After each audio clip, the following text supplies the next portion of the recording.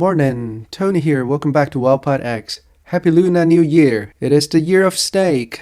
It's interesting to note that the snake in Chinese astrology is often associated with financial acumen. Individuals born under the sign are considered strategic and prudent, traits that are beneficial in wealth accumulation. Bitcoin is currently at 102,000. It recently bounced back from the 50-day EMA, showing some resilience after its recent dip. Ethereum against Bitcoin is still looking pretty weak, sitting at around 0.03. I still think Ethereum is undervalued at this level, especially considering how much development is happening in the Ethereum ecosystem. But for now, the Bitcoin dominance continues. Now let's dive into today's topic, debt. It feels like debt has become so normal in society that most people don't even question it anymore. Taking out loans for car, swiping credit cards for shopping, financing the latest phone. This has all become second nature. But the problem is, this is a mindset that traps most people in a cycle where they're constantly paying off past purchase instead of building real wealth. The first step to financial freedom is eliminating debt. It's almost impossible to get ahead when a chunk of your income is constantly going toward interest payment, credit card debt, personal loan, and financing unnecessary purchases. These things slowly eat away at your ability to save and invest. So how do you break out of it? First, you really need to understand your own finance.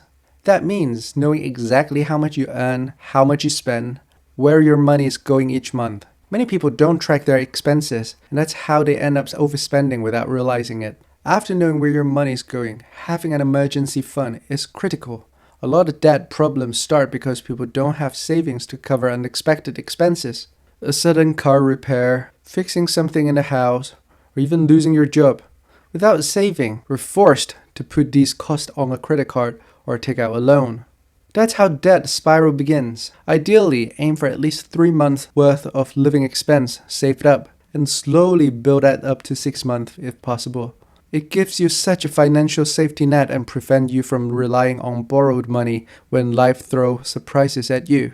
And if you're already in debt, make a plan to pay it off as quickly as possible. High interest debt, like credit card, should be tackled first. Pay off the highest interest debt first to save money in long run. The key is to have a plan and stick to it. If you can get out of debt and stay out of it, your ability to build wealth skyrocketed. Instead of making monthly payment to a lender, you can put that money toward investments, property, and starting your own business perhaps.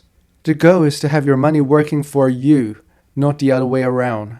Now let's take a look at today's news. First, Bitcoin trading volume is seeing a boost as the Lunar New Year celebration brings increased activity to the crypto market.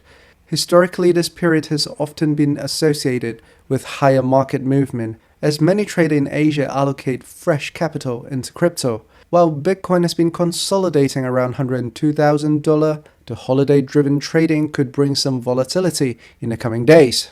In the US, Utah is making headlines as a House committee has passed a bill that would allow the state to buy and hold cryptocurrency.